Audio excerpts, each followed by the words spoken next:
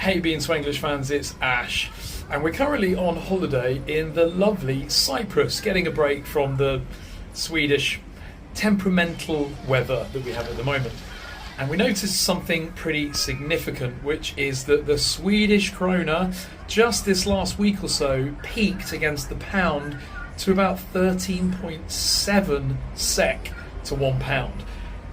Oh, that is painful for us in Sweden, especially if we're going to other countries like we are on holiday and you've got the euro to contend with, and then of course you've got the incredibly powerful Danish krona as well.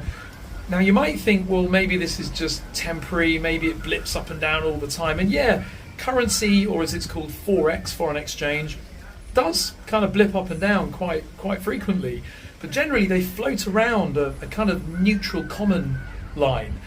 The worrying thing about the krona is that a year ago the krona hit this same sort of level against the pound, so about 13.7, 13.8 to the pound. However, if you look 5 years ago, the trend line for 5 years, you'll see that there is a worrying pattern here, and it's not a pattern that is good for us to see as residents of Sweden.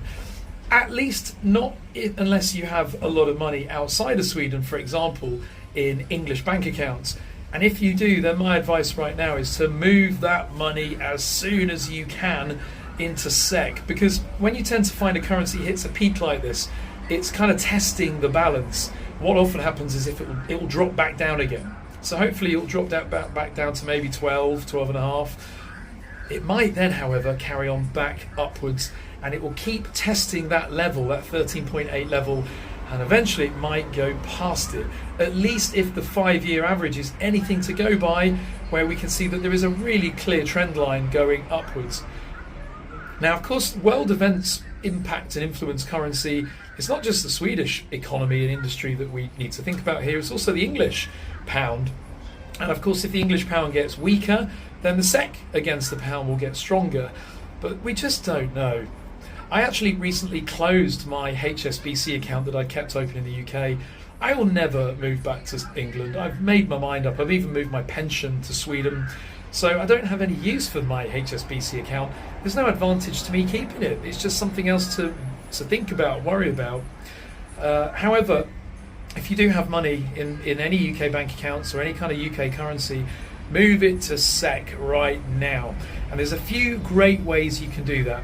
There's 2 apps that I use, Revolut and Wise. They are both absolutely brilliant. They let you transfer money back and forth.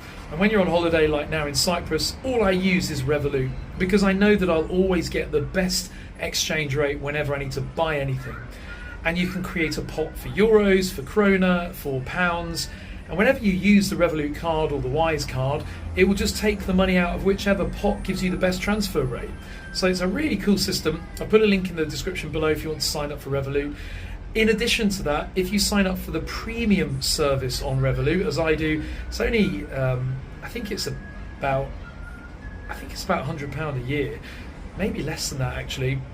But I think it's worth it. If you're moving money around a lot, if you're spending a lot of money, if you've got kids, then it's definitely worth getting that service, because then you don't pay any fees and you get better rates as well.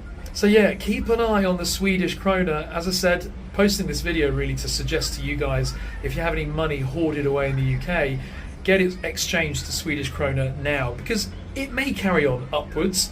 On the other hand, it might peak and then plummet downwards if the pound loses its power. And remember, English elections are coming up. In fact, some of the local ones have happened already, I think.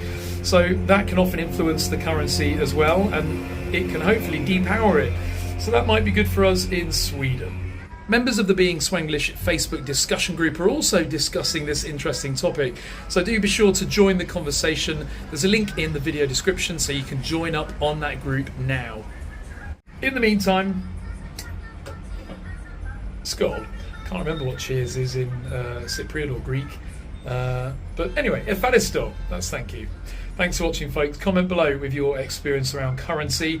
And if you want to see more videos like this, hit subscribe. Thanks for watching.